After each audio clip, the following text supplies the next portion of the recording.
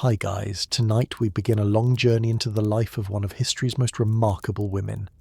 Catherine the Great, the Empress of Russia, rose from an obscure German princess to become one of the most powerful rulers the world has ever known. She changed the destiny of a vast empire, left her mark on culture, politics and society, and built a legacy that still fascinates us centuries later. This is her story, told slowly, calmly, piece by piece. But before we begin, for those who enjoy slow, thoughtful stories about legendary figures, hit like, subscribe and share in the comments which personality or historical figure you'd like me to cover next. And tell me, where are you watching from? I'm always curious to see the different places my viewers are from. Born in 1729 in a small town called Stettin, in what was then Prussia, Sophie Friederike August von Anhalt-Zerbst did not seem destined for greatness. Her family was noble but far from wealthy, and the little girl's early years were marked more by discipline than luxury. Her father, Christian August, served as a Prussian officer, strict and dutiful, while her mother, Johanna Elizabeth, dreamed of higher ambitions for her daughter. In those early days, Sophie grew up surrounded by books, prayers, and the rigid structure of Lutheran faith. She was an intelligent and curious child, eager to read and to learn, often spending long hours in quiet reflection. As the years passed, she became fluent in French, the language of European courts, and developed a love for history and philosophy. The habits of study and introspection she formed as a girl would stay with her for life. Yet, for all her talents, the young Sophie was not extraordinary in the eyes of the world. She was simply another daughter of minor nobility, living in the shadows of Europe's great dynasties. That began to change when her ambitious mother realized that marriage could be a pathway to power. In the mid-18th century, Russia's ruling Empress Elizabeth sought a bride for her nephew and heir, the young Grand Duke Peter. Through delicate diplomacy and family connections, Johanna Elizabeth put forward her daughter as a candidate. For Sophie, this sudden shift in fortune was bewildering.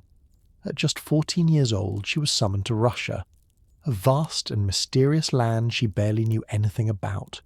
Imagine the journey: long roads stretching through forests and rivers, endless snow in winter, and the glittering golden domes of Orthodox churches rising above strange new cities. For the first time, she left behind the familiar landscapes of Prussia and entered a world that seemed both dazzling and intimidating. When Sophie arrived in Russia, she faced challenges that would have crushed many others. She was expected to convert from Lutheranism to Russian Orthodoxy, adopt a new language, and win the approval of the Empress herself. These were not small demands. Yet, with calm determination, the young girl embraced her new identity. She learned Russian quickly, practicing late into the night, repeating words and phrases until they flowed easily. She attended Orthodox services with humility, showing respect and devotion. When she was formally received into the Russian church, she took a new name that would soon echo across history: Catherine. Life at the Russian court was unlike anything she had known. The palace glittered with chandeliers, silk gowns, and endless ceremonies. Courtiers whispered secrets in corners, alliances were made and broken in an instant, and every gesture carried meaning. For Catherine, it was a place of both opportunity and danger. She understood that survival required patience, charm, and intelligence. In her private writings later in life, she recalled how lonely she sometimes felt, how uncertain the future appeared. Yet she never gave in to despair. She studied the people around her, learned who could be trusted, and gradually began to build her place within the court. The Grand Duke Peter, her intended husband, was a strange and difficult man. Obsessed with Prussian military traditions, childish in behaviour, and often indifferent to Catherine, he seemed poorly suited for the throne.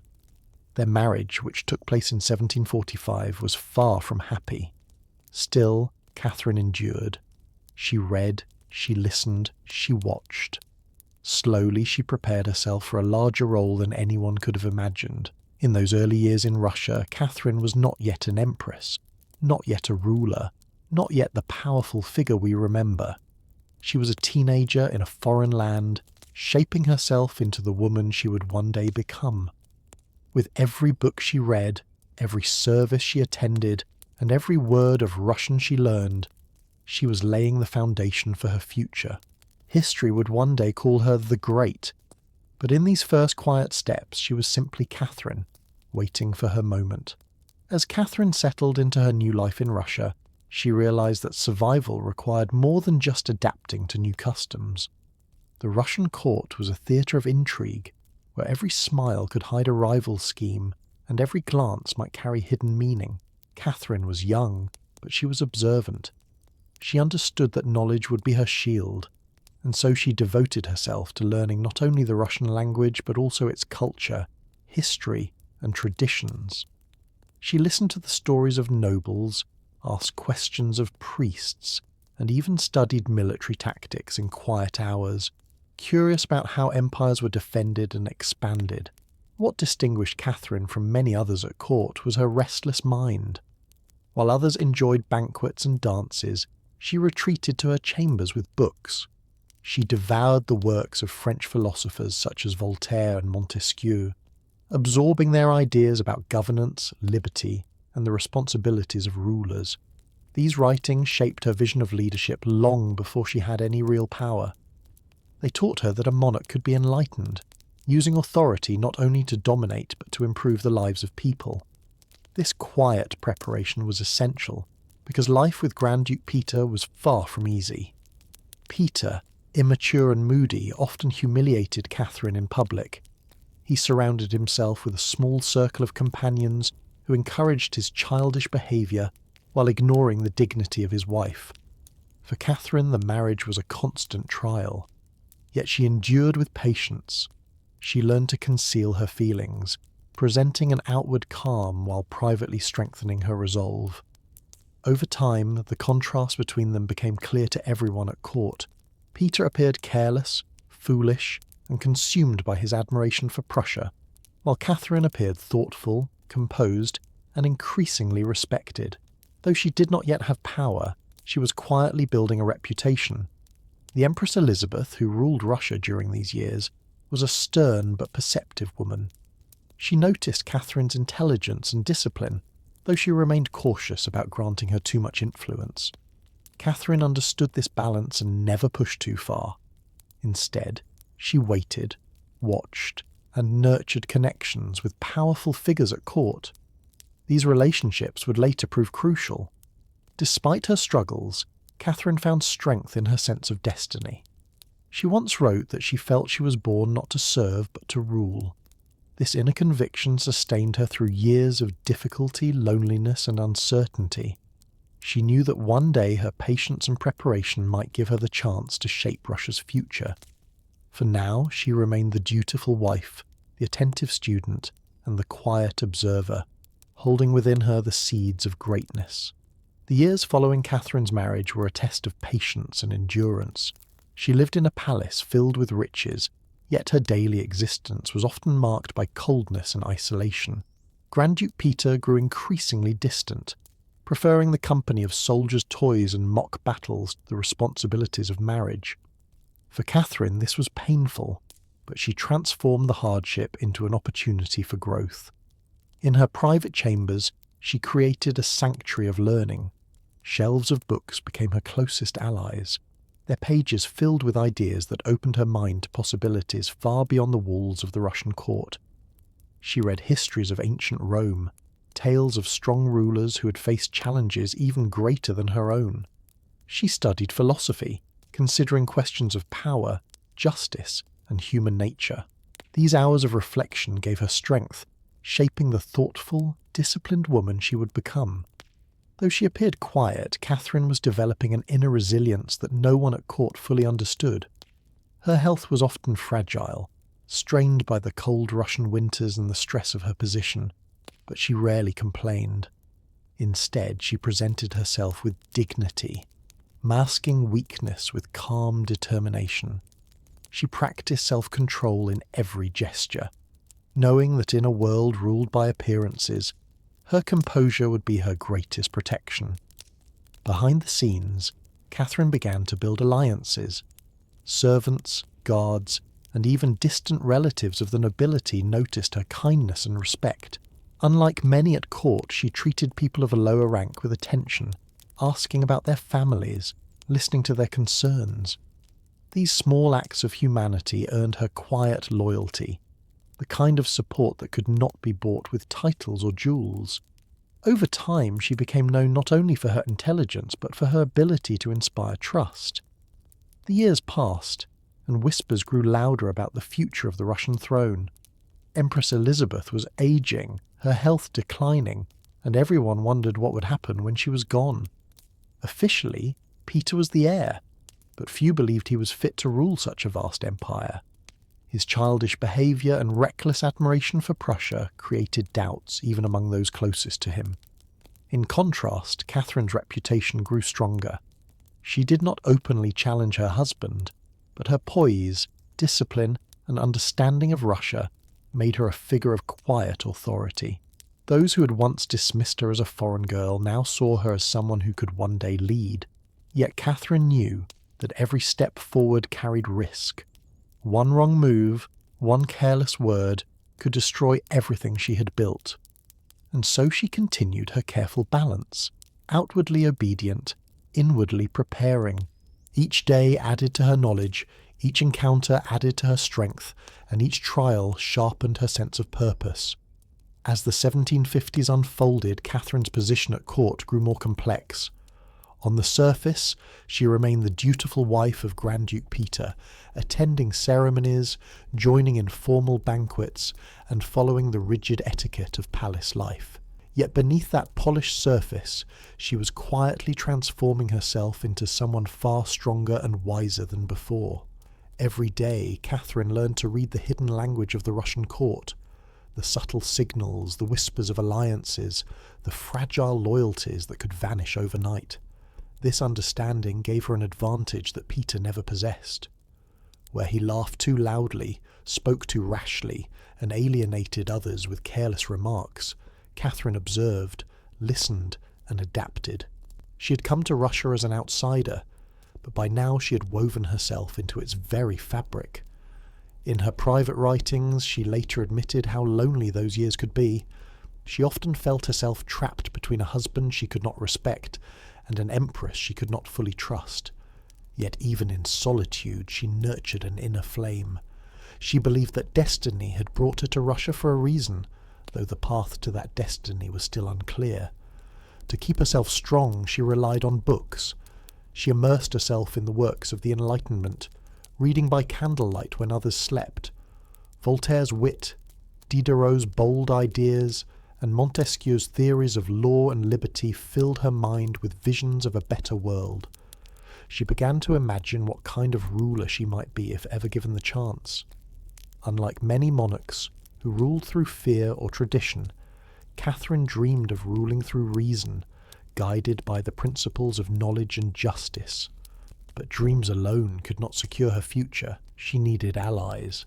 Step by step, she cultivated relationships with important figures, noble families, military officers, and influential courtiers who saw in her a steadiness absent in Peter. She did not make open promises, but offered quiet gestures of friendship, winning confidence without drawing suspicion.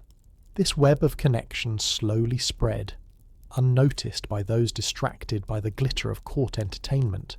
Meanwhile, Peter's behaviour grew more troubling.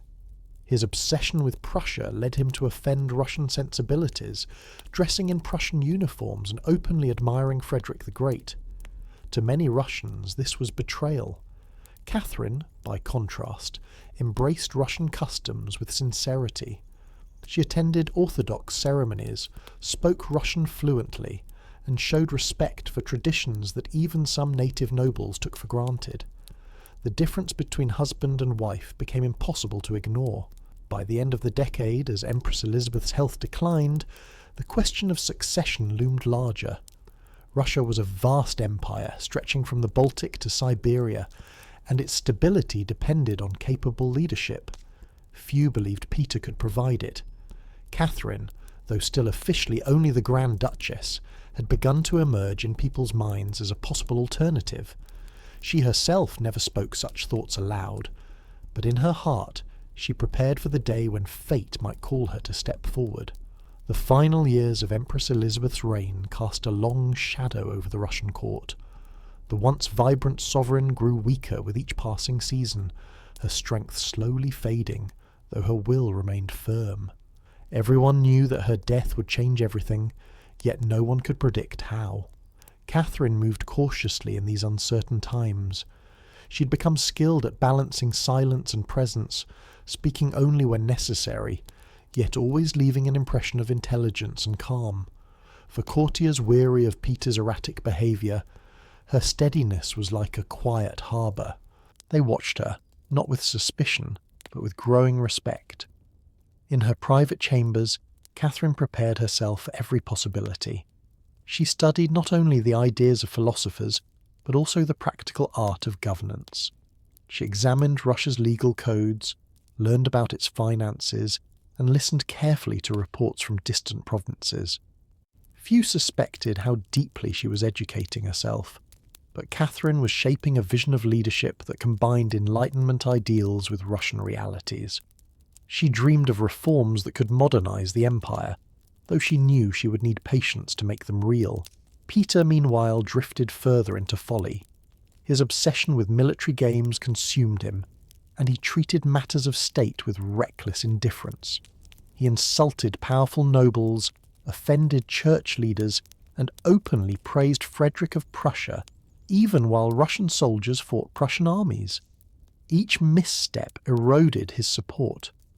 Catherine, careful never to challenge him openly, nevertheless appeared in stark contrast. Where Peter mocked tradition, she honoured it. Where he alienated others, she drew them closer. This quiet difference did not go unnoticed. Beyond politics, Catherine's personal life also took on greater complexity. Isolated in her marriage, she sought companionship and formed connections that would later shape both her personal happiness and her political fortunes. She was discreet, but not blind to her own needs, nor to the opportunities those relationships offered. Such choices carried risk, yet Catherine managed them with the same balance she showed in all things, never reckless, always deliberate. By the mid-1760s, whispers filled the palace corridors. Some wondered if Russia could endure under Peter's leadership. Others quietly speculated about Catherine, though she herself remained outwardly obedient. She knew that timing would be everything. Too soon, and she would be destroyed. Too late, and the chance would vanish.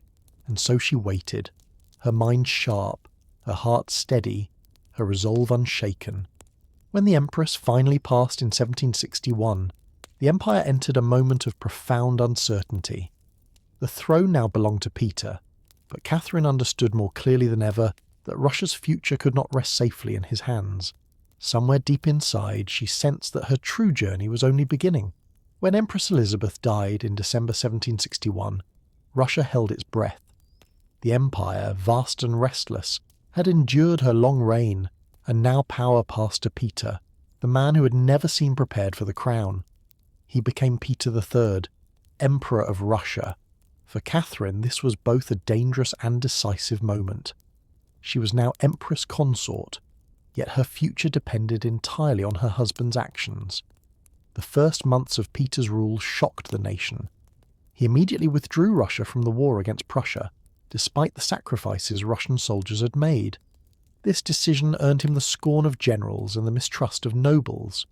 To make matters worse, he flaunted his admiration for Frederick the Great, alienating the very people who had fought so fiercely against Prussia. At court, frustration turned into quiet fury. Catherine watched closely. She did not oppose Peter openly, but she knew his reckless choices were weakening him every day. His reforms were rushed and unpopular, his manners careless, his words insulting to those who mattered most. Where Peter stumbled, Catherine stood steady. She remained gracious in public, showing respect to Russian traditions and listening carefully to those around her. People began to see her not just as a foreign princess, but as someone who understood their land and could protect its future. The difference between husband and wife grew sharper, and whispers spread across the palace corridors. In private, Catherine began to prepare. She reached out quietly to trusted figures, the Orloff brothers, officers in the army, and allies within the church. Step by step, she wove a network of support, never rushing, always cautious. She understood that timing would be everything. The people who once dismissed her as a quiet observer now saw in her a potential saviour. Russia could not afford a ruler who mocked its faith, insulted its soldiers, and neglected its traditions. Catherine did not yet call herself their leader, but she knew that the tide of history was moving in her direction. In those uncertain months, she lived with both fear and determination. Every word spoken at court could be dangerous, every action watched. But in her heart, Catherine believed that she was meant to guide Russia, and she was ready to act when the moment arrived. By the summer of 1762, Peter's unpopularity had reached a breaking point. His careless remarks about orthodoxy angered the clergy. His obsession with Prussia offended the military, and his neglect of Russian traditions alienated nobles and common people alike. Rumours spread quickly in St. Petersburg, filling taverns, markets, and palace corridors with doubt about his ability to rule. Catherine, though outwardly calm, understood that the empire was drifting toward crisis. She moved with careful precision, never declaring her intentions but quietly strengthening her alliances. Her friendship with the Orloff brothers proved decisive. Gregory Orloff, a charismatic officer of the Guards, admired her intelligence and courage. Along with his brothers, he began rallying soldiers to her side, whispering that Russia's future lay not with Peter, but with Catherine. At the same time, Catherine cultivated respect among church leaders. She presented herself as a faithful Orthodox empress, devoted to the traditions Peter ignored. To the clergy, she seemed not only respectful but genuinely sincere. This mattered greatly in a country where faith was deeply tied to identity and power. Meanwhile, Peter grew careless. He openly spoke of divorcing Catherine, a dangerous threat that could have left her isolated and powerless. Yet he underestimated her resolve. Catherine was not a woman who would quietly fade from history. She had endured years of humiliation and loneliness, all the while preparing for this moment. She understood that if she did not act, she might lose everything, including her life. In July 1762, the decisive moment arrived. Peter had left for his residence outside the capital, believing himself secure, while unrest simmered in St. Petersburg. Catherine, alerted by her allies, seized the opportunity. With remarkable composure, she rode to the barracks of the Ismailovsky regiment, dressed simply but radiating authority. Soldiers greeted her with cheers, pledging loyalty. From there she moved to other regiments, and one by one, the Guards swore allegiance. Within hours, Catherine was no longer just the wife of the emperor. She was the figure at the centre of a revolution. Crowds followed her through the streets, bells rang from churches, and priests blessed her cause. It was a bloodless but extraordinary transfer of power, driven not by force alone, but by the will of a people who had lost faith in Peter. By evening, Catherine had secured St. Petersburg, the heart of the empire. Peter, stunned and unprepared, had no choice but to surrender. What began as whispers in corridors ended as a decisive act of history. Catherine was proclaimed Empress of Russia. Catherine's coup in July 1762 changed the course of Russian history in a single day. The moment she was proclaimed Empress, the empire shifted its loyalty from a discredited ruler to a woman who had carefully prepared herself for this responsibility. Yet Catherine understood that seizing power was only the first step. Keeping it would be far more difficult. Russia was vast, diverse, and filled with powerful factions that could turn against her if she faltered. Her first task was to present herself not as a usurper, but as the rightful sovereign. She attended ceremonies in full Orthodox devotion, thanking God for guiding her path, and she addressed the people with humility, promising to rule for the good of the empire. These gestures mattered deeply, reassuring nobles, clergy, and commoners that their new empress respected tradition. Catherine also moved quickly to stabilize her position. She confirmed privileges of the nobility, ensuring their support, and she reassured the military by praising their loyalty and promising fair rewards. At the same time, she worked to distance herself from the chaos of Peter's short reign. His unpopular decrees were quietly reversed, his reckless admiration of Prussia abandoned. Instead, Catherine spoke of Russia's greatness, of its unique destiny among nations. This language resonated with people eager to believe that stability had returned.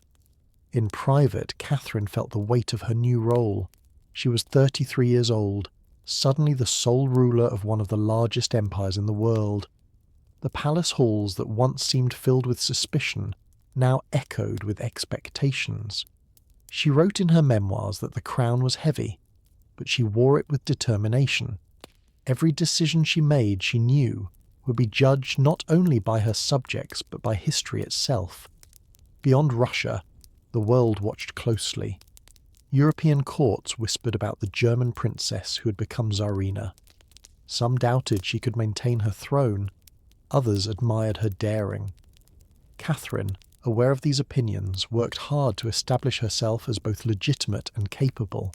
She sent letters to monarchs across Europe, presenting herself as a ruler of strength and wisdom. Slowly, respect grew. Within Russia, however, threats remained.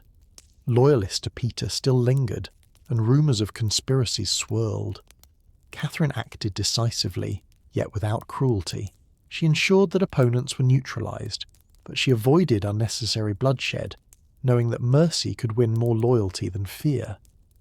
The Orlov brothers, who had helped her rise, became central figures in her new court, symbols of the military's trust in her. With each passing month, Catherine's authority deepened. What had begun as a daring gamble now took root as a stable reality. Russia had a new ruler, one who promised to guide it into a brighter future. For Catherine, the years of waiting, learning, and enduring had finally brought her to the place she believed she was destined to be, on the throne of Russia, shaping the empire's destiny with her own hand. The first months of Catherine's reign were filled with both relief and uncertainty. She had secured the throne, but the shadow of Peter still lingered. His sudden death, under mysterious circumstances shortly after his abdication, created whispers across Europe. Some believed it was an accident, others suspected foul play, but Catherine kept her distance from the rumours. Publicly, she expressed sorrow and emphasised her duty to rule wisely. Privately, she knew that any appearance of cruelty could endanger her fragile legitimacy. Instead of dwelling on the past, she focused on the present. Catherine understood that the stability of her rule depended on showing strength without arrogance, wisdom without hesitation. Her coronation in Moscow in September 1762 was carefully staged to convey both majesty and humility. Draped in imperial robes, crowned with the glittering regalia of the Romanovs, she presented herself as the chosen protector of Russia. The people who gathered saw not a foreigner, but an empress who embodied their traditions. In her speeches she invoked God, orthodoxy, and the greatness of the Russian state. These were not empty words, they were deliberate acts of reassurance. For nobles she promised to protect their rights. For the army she gave thanks for their loyalty. For the common people she offered hope that peace and order would prevail. Each group heard what they most needed, and each found reason to trust her. Once crowned, Catherine turned quickly to matters of governance.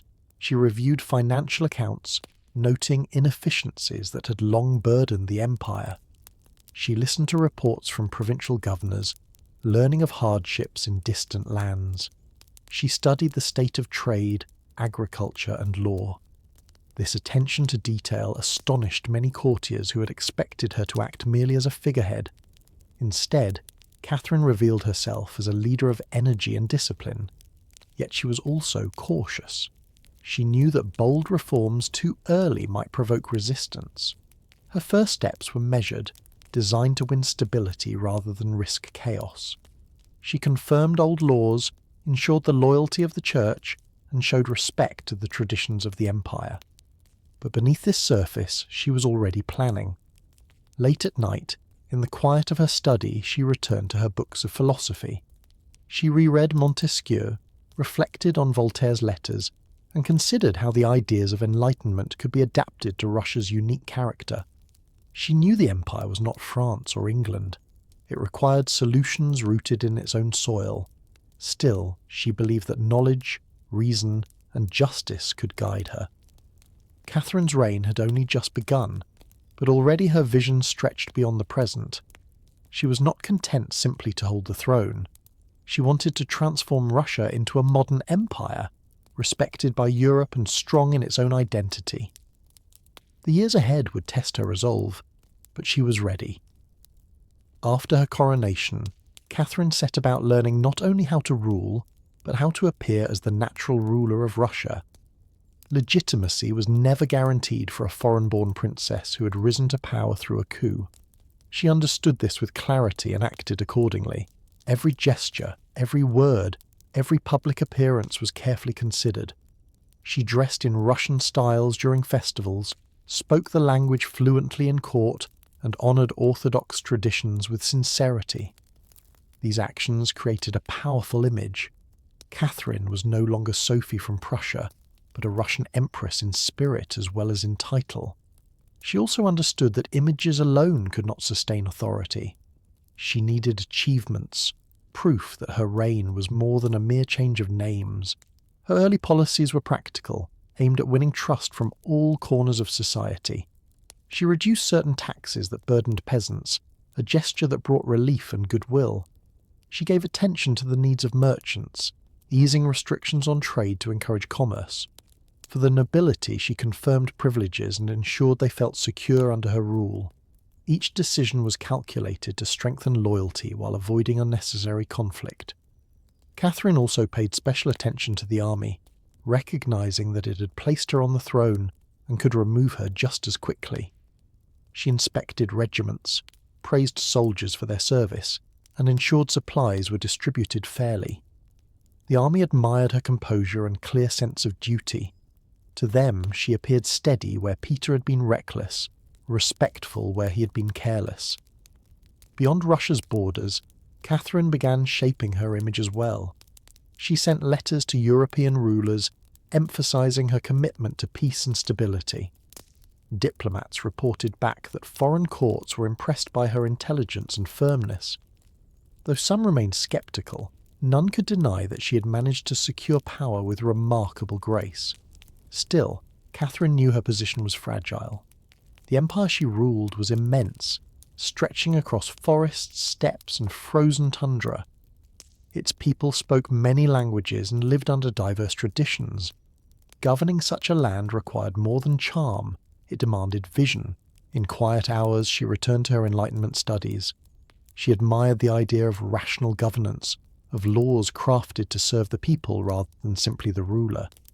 Yet she also recognized Russia's realities: serfdom, rigid hierarchy, and deep ties between the church and state.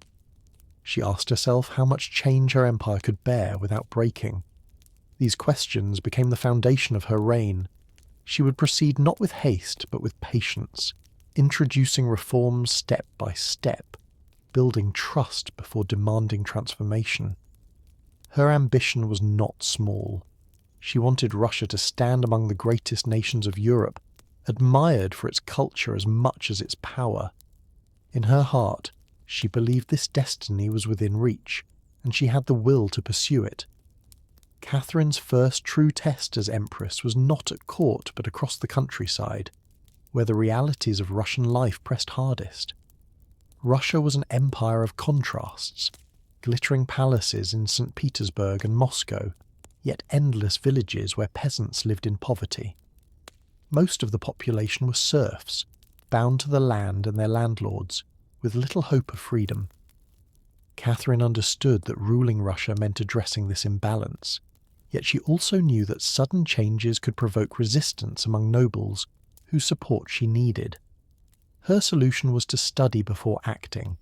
She ordered reports from governors across the empire asking for details about agriculture, trade, and the condition of peasants. She read these documents carefully, filling her notes with observations. To understand better, she also met with officials, merchants, and even common townspeople when opportunities arose. This constant learning distinguished her from many rulers who preferred distance over engagement. Catherine's attention to knowledge reached a new height in 1767 when she created the Legislative Commission. Its purpose was ambitious: to draft a new code of laws for Russia. For this project, she composed a remarkable document known as the Nakaz, or Instruction. Drawing on ideas from Montesquieu, Beccaria, and other Enlightenment thinkers, she set forth principles of justice, equality before the law, and humane treatment of subjects. The Nakaz spoke of reason, order, and the duty of rulers to serve their people. Though adapted to Russian circumstances, its language was strikingly modern for its time. The commission gathered hundreds of representatives from across the empire: nobles, townsmen, Cossacks, and even some peasants. Their debates revealed the diversity and complexity of Russian society. For Catherine, the commission was as much a school as a parliament. She listened to the concerns of different groups, learning how deeply entrenched customs could slow reform. In the end, the commission did not produce a full new code of laws, but it gave Catherine something equally valuable: insight. She saw clearly that Russia could not be remade overnight. Change would have to come gradually, with careful steps that balanced vision with reality. Even so, the Nakaz spread Catherine's reputation across Europe. Philosophers praised her boldness, calling her an enlightened monarch. Voltaire, her admired correspondent, wrote to her with encouragement, seeing in her a ruler who might embody the ideals they dreamed of. Catherine enjoyed these exchanges, yet she also kept her focus on Russia itself. Praise from abroad was flattering, but she never forgot that her strength rested on the loyalty of her people and the stability of her empire. In this balance between dreams and duties, Catherine began to define the rhythm of her reign. The Legislative Commission of 1767 may not have produced a lasting code, but it revealed Catherine's style of leadership: cautious, thoughtful, and always informed by learning. She had shown Russia and Europe that she was more than a figure on a throne. She was a ruler who listened. Still, the empire remained deeply traditional, and her ideas often ran ahead of what society could accept. While nobles enjoyed her favour, peasants continued to live under the burden of serfdom. Catherine recognised this contradiction, but understood that to confront it directly would risk rebellion among the powerful families whose loyalty secured her throne. Instead, she turned her attention to other areas where progress was possible. Education became one of her early priorities. She believed that an enlightened nation required educated citizens, and she envisioned schools not just for the wealthy, but also for ordinary children. In 1764, she founded the Smolny Institute for Noble Maidens, the first state-funded school for girls in Russia. It was a revolutionary step, offering young women instruction in reading, writing, and the arts, at a time when most girls were expected to remain uneducated. This project reflected Catherine's conviction that knowledge should not be limited by gender. She also encouraged the development of provincial schools, though resources and resistance often slowed their progress. Even with these challenges, her efforts marked the beginning of a new era in Russian education. Another major step came in her support for public health. Smallpox, one of the deadliest diseases of the century, ravaged populations across Europe. When news of vaccination reached Russia, Catherine studied it carefully. In 1768, she made a daring decision. She invited an English physician to inoculate her and her son, Paul. The procedure was risky, but Catherine believed that by setting an example, she could encourage her people to follow. Her courage had the desired effect. Confidence in vaccination grew, and thousands of lives were spared. These initiatives reflected her belief in ruling through example. Catherine knew that decrees alone could not transform society, but actions could inspire. Her image as an enlightened ruler grew stronger, admired not only in Russia but also across Europe. Yet her reign was not free from tension. Russia's vast size and diversity meant that every reform touched countless interests. Resistance was inevitable.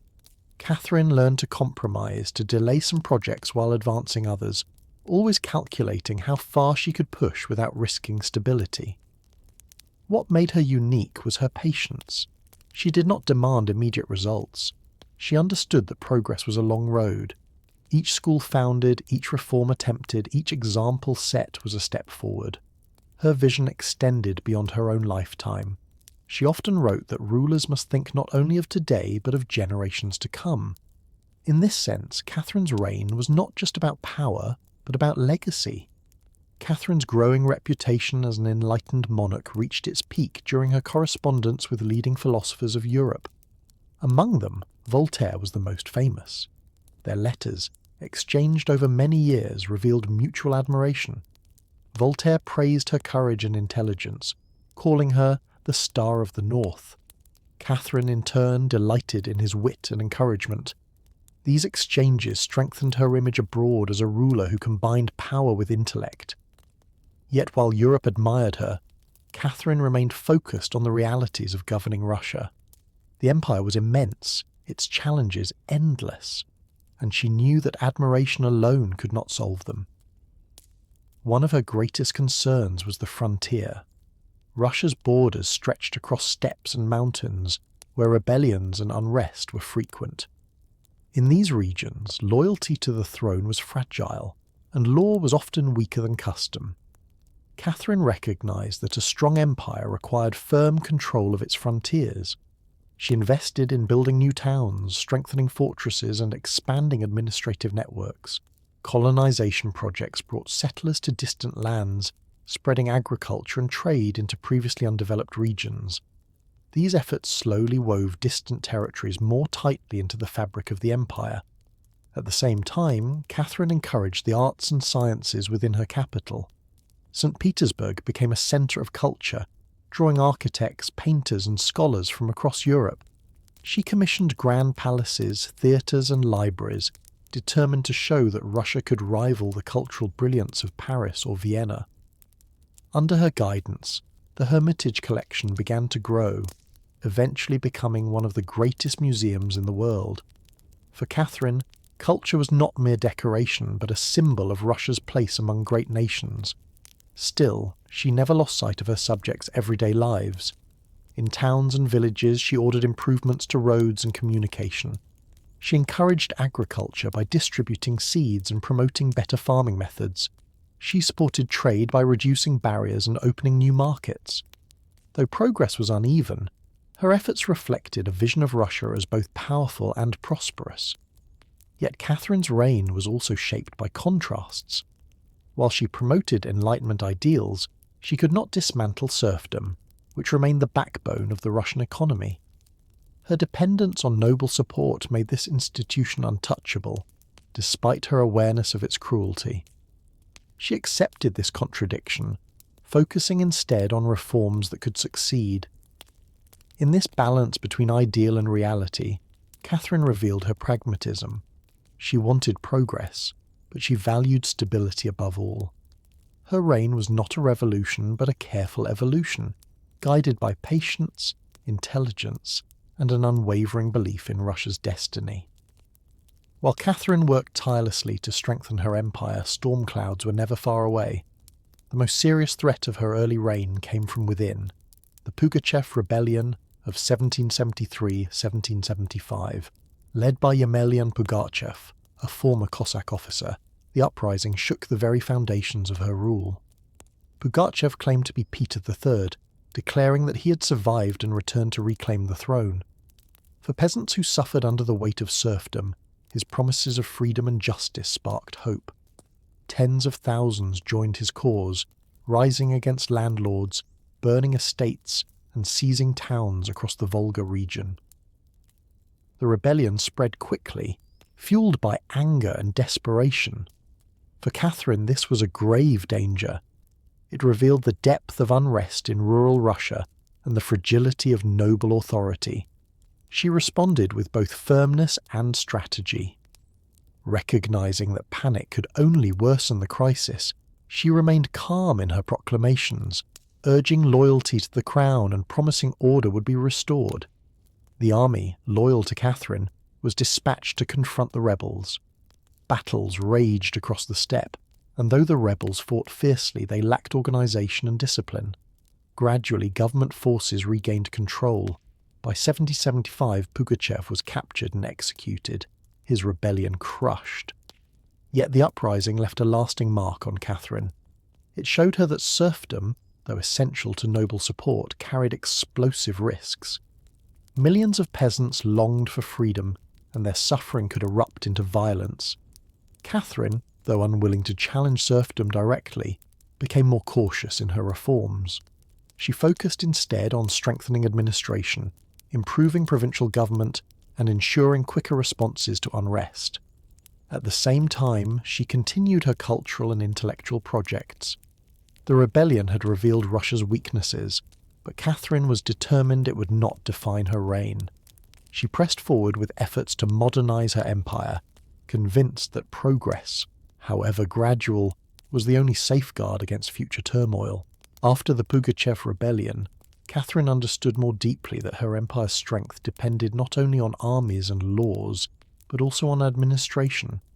To govern such vast lands, she needed a system that reached beyond the glittering capitals into the provinces where most Russians lived. In 1775, she introduced a sweeping reform of provincial government.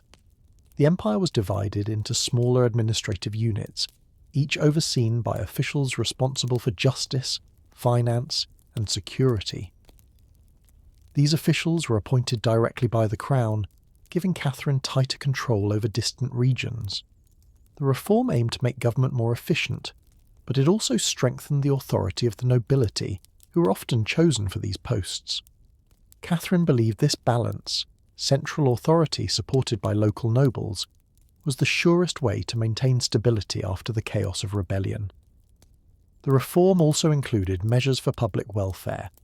Catherine ordered the establishment of schools, hospitals, and orphanages in provincial centres. Though resources were limited and results varied, these initiatives reflected her conviction that a ruler's duty extended beyond power to the well-being of her people.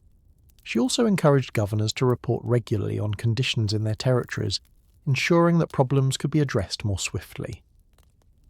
These changes marked a shift in Russian governance, creating structures that endured long after her reign. At the same time, Catherine remained committed to cultural advancement. She expanded the Hermitage collection, adding works from Europe's greatest masters. She welcomed architects and artists to St. Petersburg, transforming the city into a symbol of Russia's rising sophistication. Theatres flourished, concerts filled halls, and literature gained new voices under her patronage. Catherine herself wrote plays and essays, revealing her restless intellect. To her, culture was not a luxury, but a vital force that elevated the empire's image at home and abroad. By blending administrative reform with cultural brilliance, she sought to shape Russia into a nation that was both orderly and admired. Yet beneath the achievements, tensions remained. Serfdom continued to bind millions in hardship, and discontent still simmered. Catherine chose pragmatism, strengthening institutions without challenging the foundation of noble privilege. It was a compromise she knew she must make to keep her throne secure. Catherine's vision for Russia extended far beyond its borders. She dreamed not only of reforming her empire, but of expanding it, securing new lands that would strengthen its power in Europe and beyond. The most significant stage of this ambition came through her wars with the Ottoman Empire. The First Russo-Turkish War, beginning in 1768, tested Catherine's leadership in a new way. The conflict started over disputes in Poland, but soon it grew into a larger struggle for influence around the Black Sea. Russian armies, though facing challenges of distance and supply, fought with determination. Under commanders like Count Rumyantsev and later Suvorov, they achieved remarkable victories, defeating Ottoman forces and capturing fortresses along the Danube. At sea, the Russian navy, though relatively new, stunned Europe by sailing from the Baltic to the Mediterranean and defeating the Ottoman fleet at Chesme in 1770. These triumphs gave Russia access to lands and influence it had long desired. The war ended with the Treaty of Küçükkaynarca in 1774, one of Catherine's greatest diplomatic successes. Russia gained territories, the right to protect Orthodox Christians in the Ottoman Empire, and access to the Black Sea through key ports. It was a turning point, marking Russia's rise as a major power in southeastern Europe. For Catherine, the victory was not only strategic but symbolic. It proved that her empire could rival older European powers and project its strength far from home. Yet the war also revealed the costs of ambition. Thousands of soldiers died, and the treasury strained under the weight of conflict. Still, Catherine considered it a necessary price for Russia's future. These successes transformed her image abroad. European courts that once doubted her legitimacy now respected her as a skilled ruler and strategist. Within Russia, the victories brought pride and strengthened her authority. She celebrated them with parades, monuments, and proclamations that emphasized not her personal glory, but the greatness of the Russian state. By linking her reign with military success, Catherine reinforced the idea that she was the guardian of Russia's destiny. The Treaty of Küçükkaynarca was a milestone not only for Russia's territorial gains, but also for Catherine's vision of herself as a protector of Orthodox Christians. This new role allowed Russia to exert influence within the Ottoman Empire, extending its reach without direct conquest. It was a diplomatic tool Catherine used skillfully, presenting Russia as both powerful and principled. Yet her ambitions did not end with one treaty. She saw the Black Sea as essential to Russia's prosperity, a gateway for trade and a stage for projecting strength. Following the war, she encouraged the settlement of newly acquired territories. Colonists were invited from across Europe, Germans, Greeks and others, to populate fertile lands in what became known as New Russia. Towns like Kherson and Odessa would later emerge from these foundations, shaping the region's future. To manage these vast projects, Catherine relied on trusted advisors. One of the most famous was Prince Grigory Potemkin, a brilliant and charismatic statesman. Potemkin shared Catherine's vision for expansion and modernization. He oversaw the building of fortresses, ports and settlements, ensuring that Russia's gains were not temporary but permanent. His partnership with Catherine was both political and personal, creating a bond that influenced much of her reign. The empire's growing presence in the south alarmed other European powers. Austria sometimes cooperated with Russia, while Britain and France watched with suspicion. Catherine navigated these tensions carefully, using diplomacy to balance her ambitions with the realities of international politics. She presented herself as a monarch of reason, always seeking peace, yet she never abandoned the goal of strengthening Russia's position. These achievements elevated Catherine's prestige at home. Victories over the Ottomans inspired pride, and new lands promised opportunity. The nobility saw their empress as a ruler who brought glory, while common people felt the distant echoes of expansion in the promise of security and trade. Catherine celebrated these successes with pageantry, victory parades, medals and monuments, but she always framed them as triumphs of Russia, not merely her own. This careful balance reinforced her image as a servant of the state, rather than a ruler seeking vanity. Still, with each new step she understood that expansion carried risks. Governing newly conquered lands meant integrating diverse peoples, with different languages and faiths. Stability required patience, tolerance, and careful administration. Catherine approached these challenges with the same mixture of pragmatism and vision that defined her reign. She believed that Russia's destiny was to grow, but also that true greatness came from order and unity. Catherine's partnership with Grigory Potemkin became one of the defining relationships of her reign. More than a trusted advisor, Potemkin was a visionary who shared her dream of turning Russia into a great European power. Their connection was both political and personal, and though historians debate the exact nature of their bond, there is no doubt that together they accomplished remarkable feats. Potemkin understood Catherine's ambitions for the south, and worked tirelessly to bring them to life. Under his guidance, the newly acquired territories along the Black Sea began to transform. He oversaw the building of roads, ports, and fortresses, laying the groundwork for towns that would later flourish. He encouraged settlement, not only by Russians but by Europeans who brought skills, agriculture, and commerce. To many, this region became known as New Russia, a land of opportunity shaped under Catherine's watchful eye. Catherine supported Potemkin's bold vision, even when others criticised his extravagance. She believed that grandeur was necessary to inspire confidence. When she travelled through the south, Potemkin staged elaborate displays, villages decorated, processions arranged, celebrations orchestrated.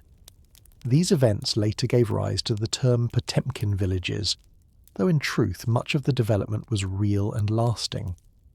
What mattered most was the message. The south was not a frontier but a thriving part of the empire. Their partnership also extended to foreign policy. Catherine and Potemkin shared the dream of pushing deeper into the Black Sea and perhaps even reclaiming Constantinople, the ancient seat of Orthodox Christianity.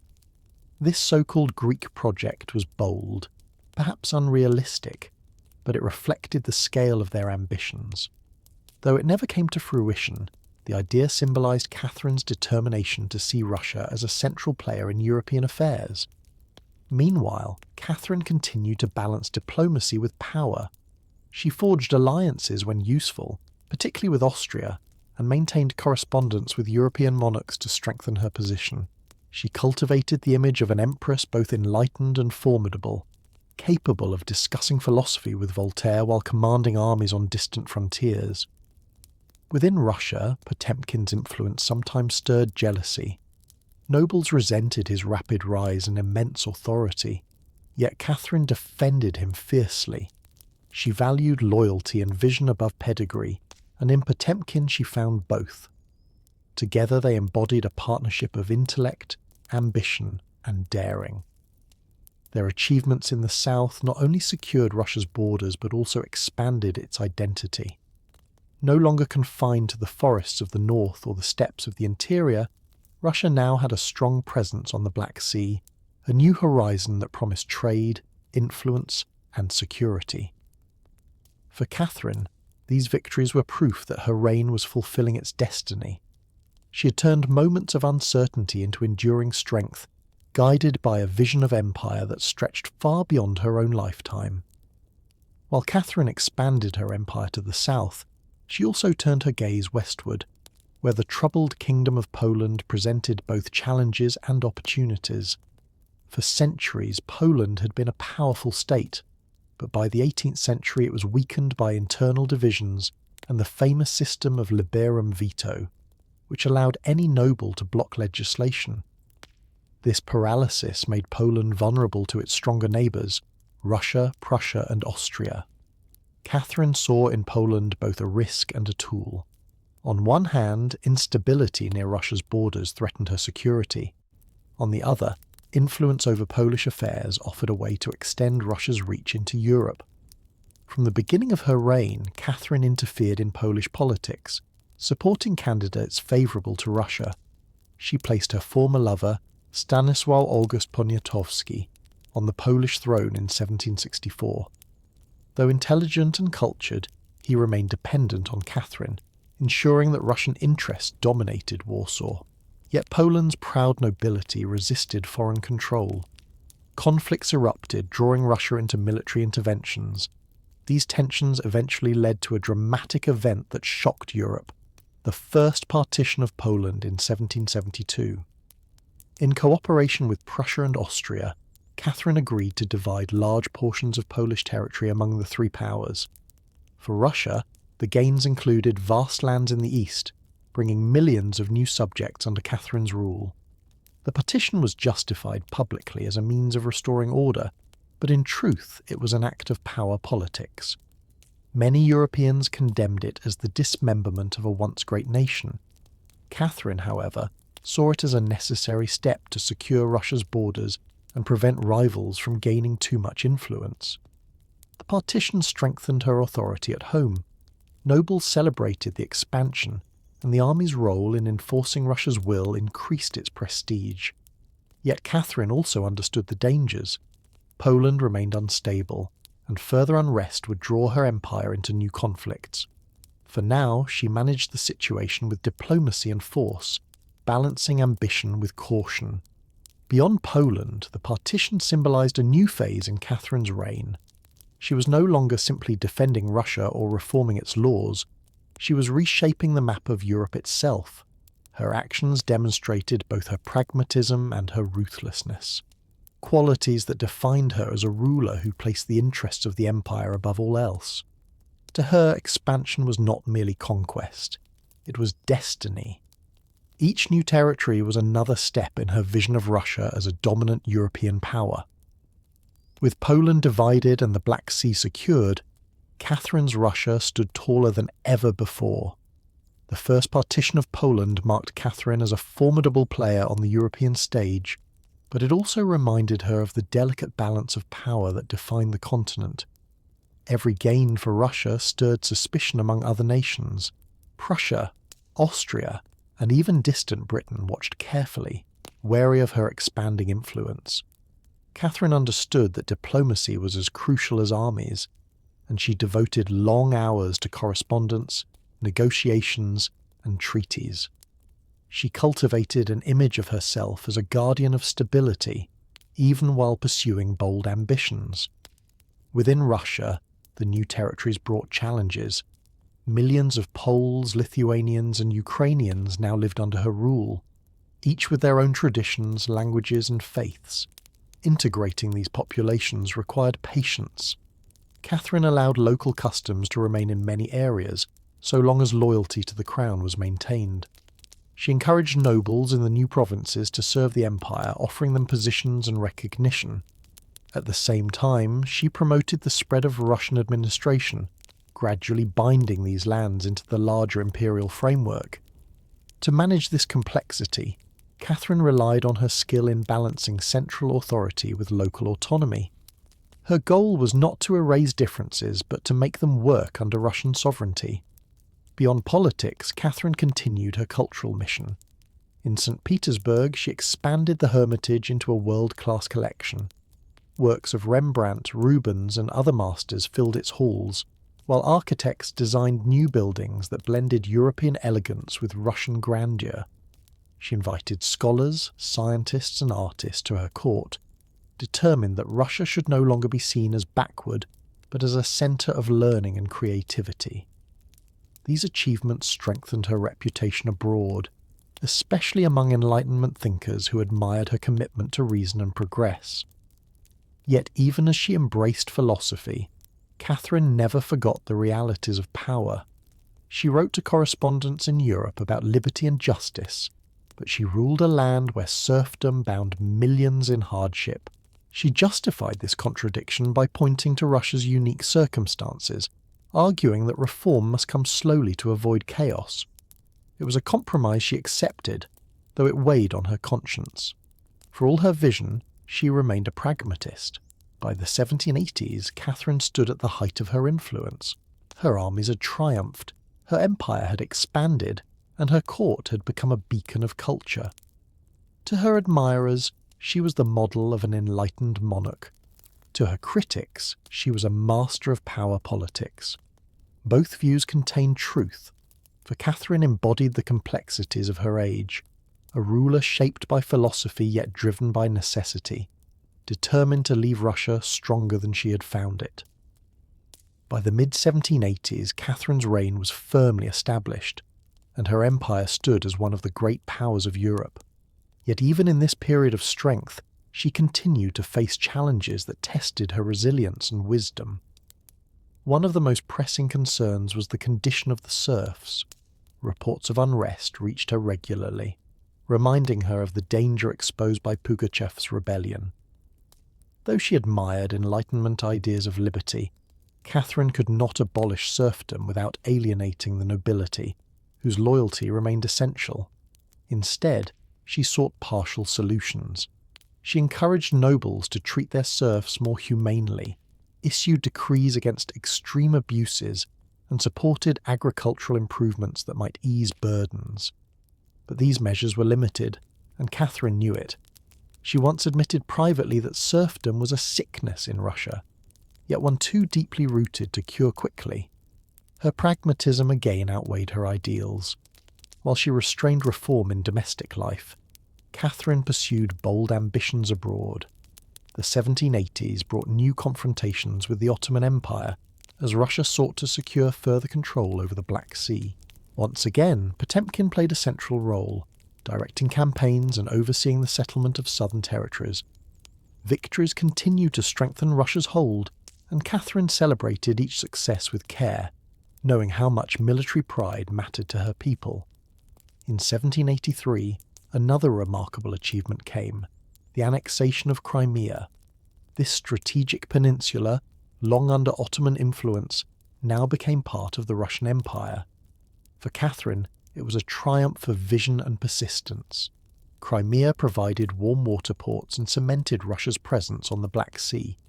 Its annexation symbolized Russia's transformation into a true maritime power.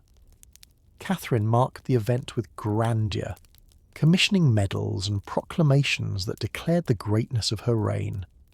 To her subjects, it was proof that their empress brought glory. To Europe, it was a reminder of Russia's growing strength. Yet expansion also brought suspicion. Other powers, particularly the Ottoman Empire and its allies, viewed Russia with hostility. Diplomacy became as important as victory, and Catherine balanced her ambitions with careful alliances, particularly with Austria. Together, the two empires dreamed of reshaping southeastern Europe, though not all plans were realized. Within Russia, Catherine continued to cultivate culture. Writers, artists, and scientists thrived under her patronage. She believed that the strength of a nation lay not only in its armies, but also in its intellect and creativity. The Hermitage grew richer, theatres flourished, and education slowly spread. Catherine's reign in the 1780s embodied contrasts: bold expansion abroad, cautious compromise at home, and constant attention to the image of Russia as both powerful and enlightened. The annexation of Crimea in 1783 was a turning point not only for Russia's borders, but also for Catherine's image as a ruler of destiny. To celebrate the triumph, she planned a grand journey to the south in 1787, accompanied by foreign diplomats and dignitaries. The purpose was clear: to showcase Russia's new lands and impress Europe with the scale of her achievements. The journey became legendary. Potemkin organized every detail, arranging processions, decorations, and demonstrations of prosperity. Villages along the route were polished, houses painted, and fields filled with livestock to create an image of thriving abundance. Foreign observers were astonished by the spectacle, though some later dismissed it as illusion, giving rise to the phrase Potemkin villages. In reality, much of the development was genuine, though exaggerated for effect. What mattered most was the impression. Catherine's progress through the south showed Russia as strong, orderly, and full of promise. She rode in open carriages, greeted crowds, and presided over ceremonies with calm authority. Everywhere she went, people bowed, bells rang, and soldiers marched in her honour. For Russia, the spectacle confirmed the bond between ruler and empire. For Europe, it was a reminder that Catherine's Russia was a force impossible to ignore. Yet the journey also carried risk. The Ottoman Empire, alarmed by Russia's growing presence in the Black Sea, saw the tour as provocation. Tensions rose, and soon a new war erupted. The Russo-Turkish War of 1787–1792 was fierce and demanding. Catherine relied once again on her generals, including the brilliant Suvorov, whose victories became legendary. Russian forces captured fortresses, repelled Ottoman advances, and secured dominance. The war ended with the Treaty of Jassy in 1792, confirming Russia's control over Crimea and extending its frontier to the Dniester River. These triumphs further cemented Catherine's legacy as an empress who expanded and secured her empire's borders. Still, the victories came at a cost. The treasury strained, soldiers fell in distant fields, and unrest occasionally stirred at home. Catherine bore these burdens with composure, presenting victories as the fruits of sacrifice for the greatness of Russia. She understood that empire required both pride and patience, both triumph and endurance. As the 1790s began, Catherine stood at the height of her power. She had reshaped Russia's map, impressed Europe, and strengthened her authority beyond question. Yet even in triumph, she knew that challenges remained. For a ruler, there was never rest, only the constant balance between ambition and stability, vision and reality. As Catherine's armies marched against the Ottomans, another struggle unfolded in the heart of Europe, the fate of Poland. The first partition in 1772 had weakened the kingdom, but unrest and reform efforts continued. Polish patriots sought to strengthen their nation, adopting a new constitution in 1791 that promised modernization and greater independence. For Catherine, this development was alarming. A strong, independent Poland could threaten Russia's influence and disrupt the delicate balance she had worked to maintain. She responded swiftly. In alliance with conservative Polish nobles who opposed the reforms, she sent Russian troops into Poland in 1792. The brief conflict, known as the Polish-Russian War, ended with Russian victory in the Second Partition of Poland in 1793. This time, Russia took vast territories, including lands rich in agriculture and cities of historic importance. The gains further expanded Catherine's empire, but they also deepened resentment among Poles. Resistance soon erupted in the famous Kosciuszko uprising of 1794, led by Tadeusz Kosciuszko, a veteran of the American Revolutionary War. His leadership inspired thousands, and battles were fought with passion and desperation. Yet Russian forces, experienced and disciplined, eventually crushed the rebellion. Aftermath was decisive. In 1795, Catherine and her allies agreed to the Third Partition, wiping Poland from the map entirely. Its lands were divided among Russia, Prussia, and Austria, leaving no independent Polish state. For Catherine, it was another triumph of strategy and power. She'd eliminated a long-troubled neighbour and secured Russia's western frontier. But the partitions also stained her reputation. Across Europe, voices condemned the destruction of a historic nation. Philosophers who once praised her as enlightened now questioned her ruthlessness. Catherine, however, remained unmoved. She saw the partitions as necessary, both to protect Russia and to prevent rival powers from gaining advantage. In her view, Poland's weakness made its fate inevitable. Within Russia, the partitions were celebrated as proof of imperial greatness. The nobility applauded the expansion, and the army basked in glory. Catherine presented the events not as conquest, but as restoration of order, a narrative that reinforced her legitimacy. Yet in her private writings, she acknowledged the burden of ruling such vast and diverse lands. Each new territory brought challenges of integration, administration, and loyalty. The map of Europe had changed dramatically under her hand, but maintaining stability required endless vigilance. As the century neared its end, Catherine's reign was defined not only by cultural and domestic reforms, but also by the bold redrawing of Europe's borders. She had turned Russia into a true continental power, admired, feared, and impossible to ignore. By the 1790s, Catherine the Great had ruled for more than 3 decades. Her empire stretched farther than ever, her armies had triumphed, and her court glittered with culture. Yet age and responsibility weighed heavily upon her. She was in her 60s, still energetic and sharp, but increasingly aware of the limits of time. In these later years, Catherine focused on consolidating what she had built. Expansion had brought glory, but it also required strong administration.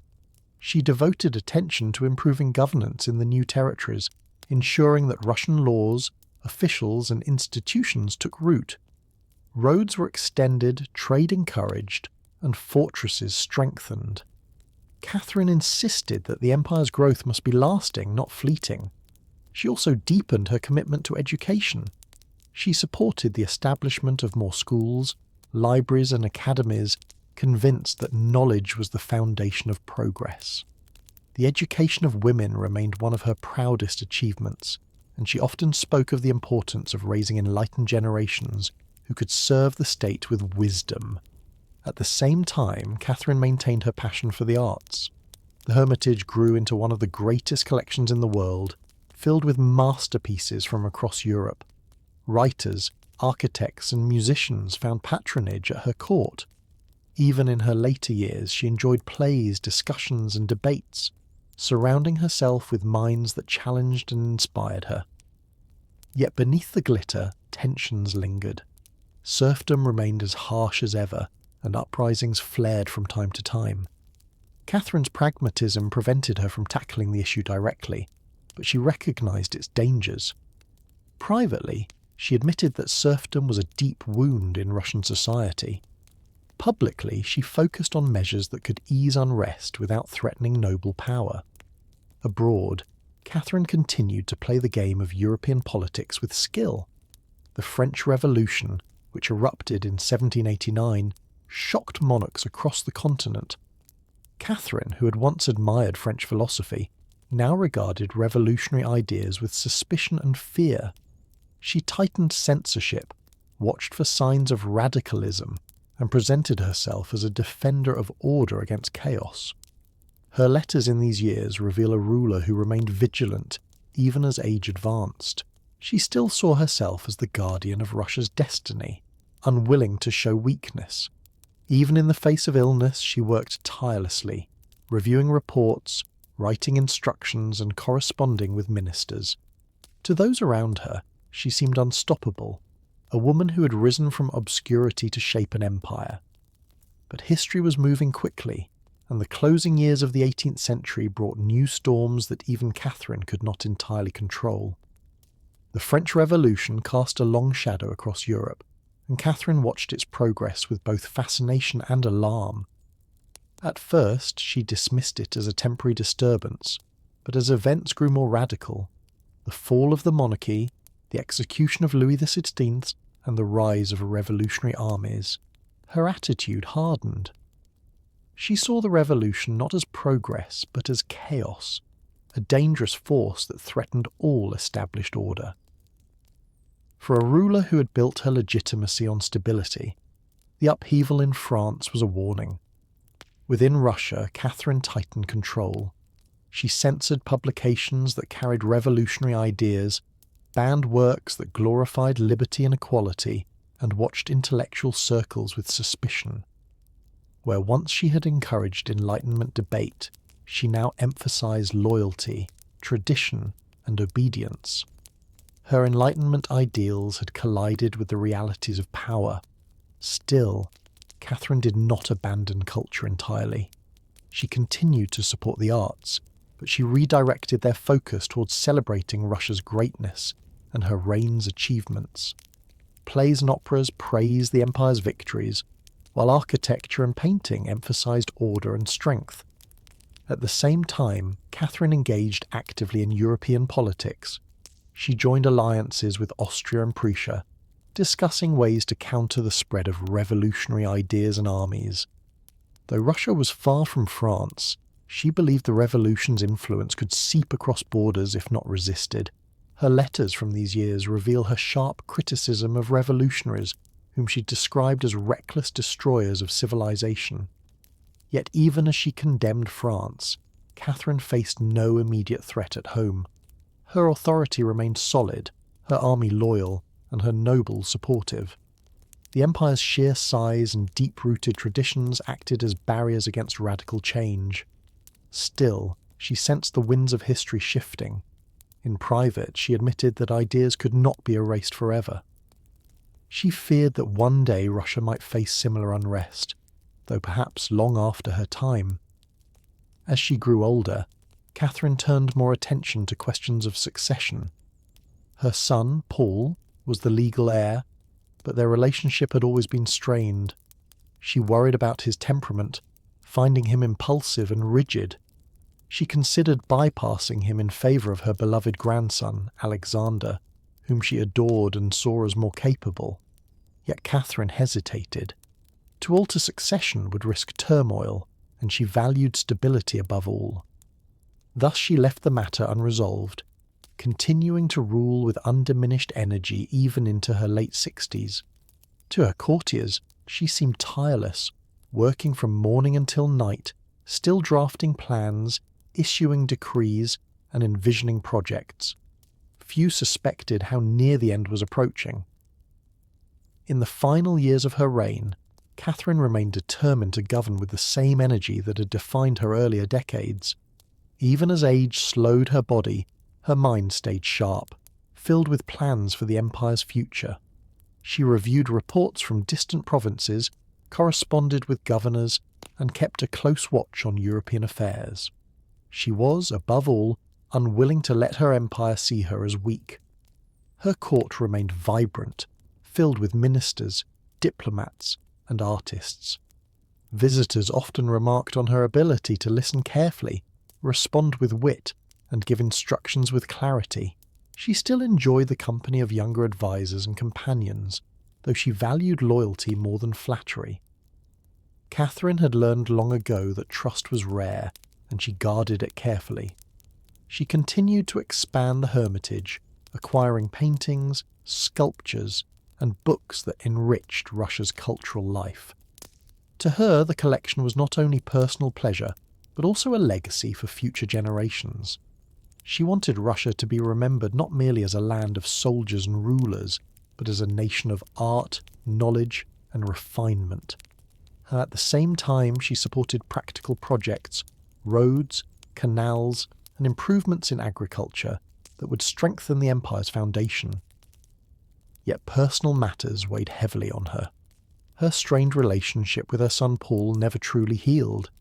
He resented her long reign, believing she had denied him his rightful place. Catherine, for her part, doubted his ability to rule wisely. She feared his rigid character and harsh views could undo much of what she had built. Her affection turned instead toward her grandsons, especially Alexander, whom she saw as intelligent, thoughtful, and better suited for leadership. She quietly considered changing the line of succession, but hesitation held her back.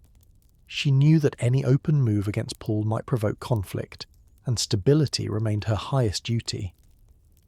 In private moments, she confessed to feeling the weight of time. She had achieved more than she once imagined: expansion, reform, culture, and glory. But she also knew that empires were fragile, and that no ruler could control the future completely. Even in her later years, Catherine continued to write essays and reflections, recording her thoughts on politics, philosophy, and her own experiences. She wanted to leave behind not just an empire, but also wisdom. To her, the measure of a reign was not only its victories, but its lessons for those who would follow.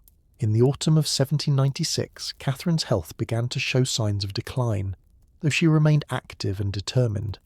She still rose early, reviewed documents, and held audiences with ministers, refusing to let age define her. Courtiers marvelled at her energy, and many assumed she would continue to rule for years to come. Yet beneath her outward strength, her body was weakening.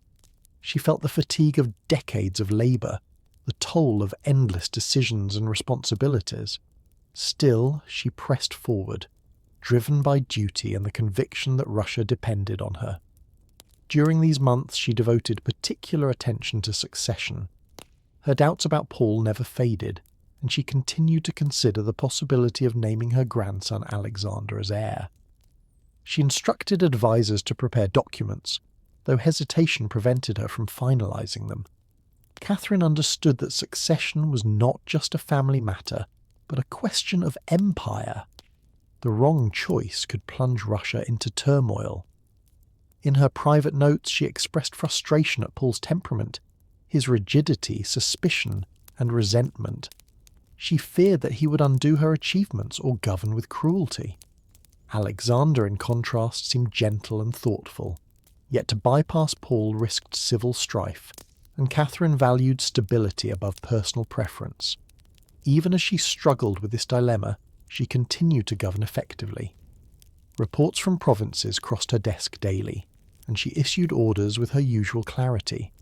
She maintained correspondence with foreign courts, watching closely as Europe was reshaped by the wars of the French Revolution. To Catherine, France had become a cautionary tale, proof of what happened when order gave way to chaos. She saw herself as the defender of stability in a world torn by upheaval. In November 1796, Catherine suffered a sudden stroke. The court was thrown into shock as the once vigorous Empress lay incapacitated. Physicians worked desperately, but her condition worsened. After 2 days, she passed away on November 17th, leaving behind one of the most extraordinary reigns in Russian history. Her death marked the end of an era. Courtiers wept, soldiers mourned, and across the vast empire bells tolled in solemn tribute. Catherine the Great, who had arrived in Russia as a young, uncertain princess, had died as the ruler of a transformed empire. Her throne passed to Paul, as tradition dictated, though the shadow of her doubts lingered. For Russia, the loss was profound. For history, her legacy was already secure. When Catherine died in 1796, the transition of power was immediate. Her son Paul ascended the throne, and one of his first actions was to reverse several of his mother's policies. He ordered changes to court protocol, restricted the nobility, and sought to distance himself from her legacy. Some of his measures were practical, but many appeared driven by resentment rather than strategy. Paul's reign proved short and turbulent, confirming many of Catherine's fears. Yet even as he tried to redefine Russia, the memory of Catherine remained strong. People compared her achievements with his missteps, and in their hearts they held her in higher esteem. Across Europe, her death was noted with both respect and relief. Monarchs who had feared her ambitions now reflected on her extraordinary career.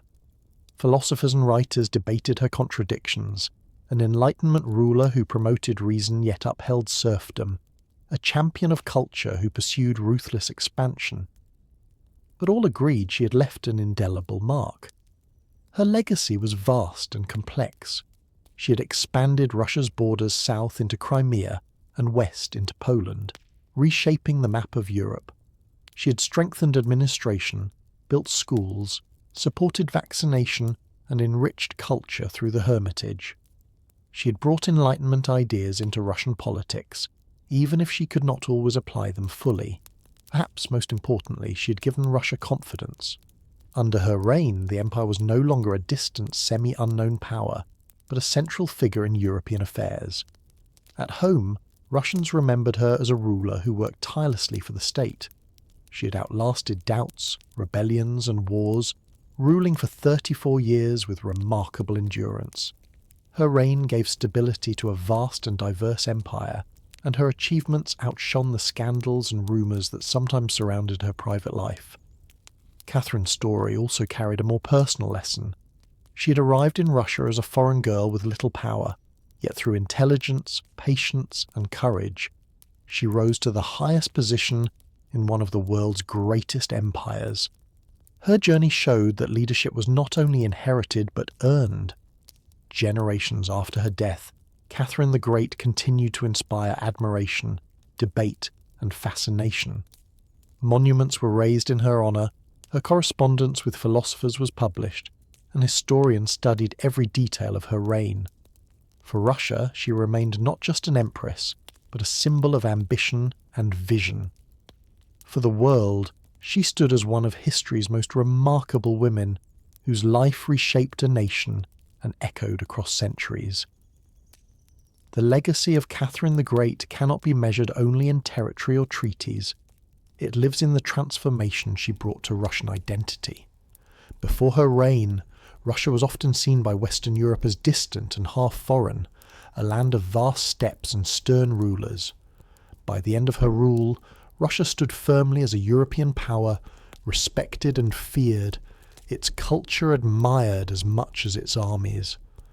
Catherine's embrace of the Enlightenment changed the way Russians thought about themselves. She encouraged debate, founded schools, and promoted science. The Academy of Sciences flourished under her support, publishing works in mathematics, astronomy, and natural history. She corresponded with Europe's brightest thinkers, bringing their ideas into Russian life. Even if censorship grew stricter during her later years, the seeds of intellectual curiosity had been planted. The arts also blossomed. Russian literature began to develop its own voice, no longer imitating foreign models but creating uniquely Russian works. Architecture in St. Petersburg reflected European elegance combined with imperial grandeur, while theatres staged plays that entertained and educated. Catherine believed culture was a form of power, shaping how her people and the world perceived Russia. She also left a personal legacy through her writings. Her memoirs and essays reveal not only her intellect but also her humanity, her doubts, struggles, and reflections. In them, we see a woman who was not merely an empress, but a person who grappled with choices, contradictions, and ambitions. Her honesty about her challenges makes her story even more compelling. Of course, her reign was far from perfect. Serfdom remained intact, and for millions of peasants life changed little despite her reforms. Critics argue that Catherine spoke of freedom while preserving oppression. Yet her defenders note that she worked within the realities of her time, pushing as far as she believed possible without risking collapse. This tension between vision and pragmatism defined her rule. In the centuries since her death, Catherine's reputation has shifted with the times. Some emphasize her brilliance as a reformer and patron of culture, others her ruthlessness in politics and private ambition. Yet all agree that she was extraordinary. Few rulers, male or female, reshaped their nations so profoundly. Today, statues of Catherine stand in Russian cities, reminders of her enduring presence.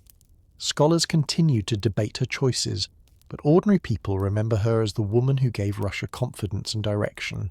Her story remains a testament to the power of determination, intellect, and vision. Catherine the Great's reign closed a chapter not only in Russian history, but in the story of Europe itself. For more than 3 decades, she had shaped the fate of a vast empire, guiding it through war, reform, and cultural renewal. When she first arrived as a young princess, few could have imagined that she would become one of the most influential monarchs of the 18th century. Her journey from outsider to empress remains one of history's most remarkable transformations. She left behind an empire stronger, larger, and more confident than the one she inherited. Russia had gained Crimea, stretched deeper into Poland, and secured influence across the Black Sea. These were not temporary victories but lasting changes that redefined the map of Europe. Generals like Suvorov and statesmen like Potemkin had served her vision, but the guiding force was always Catherine herself. She had the ability to recognize talent, inspire loyalty, and shape strategy with both patience and daring. Beyond expansion, Catherine nurtured a cultural awakening. The Hermitage grew into a treasure house of art. Schools spread knowledge, and scientific academies advanced learning. She proved that power could be expressed not only on the battlefield, but also in theatres, libraries, and salons. She gave Russians a sense of pride in their culture, convincing them that their nation was not merely a frontier of Europe but one of its leaders. Yet her reign was filled with contradictions. She admired Enlightenment ideals but ruled over serfdom. She spoke of liberty yet practiced autocracy. She dreamed of justice but preserved hierarchy. These tensions reveal the complexity of her rule and the difficulty of applying philosophy to politics in a land as vast and diverse as Russia. Still, Catherine never abandoned her conviction that rulers must act with purpose. She believed that the measure of power was not comfort but responsibility. Even as age weighed on her, she worked tirelessly, determined to leave behind stability for her heirs. History remembers her with many titles: Empress, Reformer, Conqueror, Patron of the Arts. But perhaps her truest title is simply the Great, a recognition of her ability to shape destiny. She was not flawless, yet she was extraordinary, a woman who rose above circumstance to command one of the largest empires on earth. Her story reminds us that greatness often lies not in perfection, but in vision, resilience, and courage. Catherine's voice still echoes through the centuries, in monuments, in art, and in the very idea of Russia as a great European power. She remains a figure of wonder, debate, and inspiration, the Empress who changed Russia forever.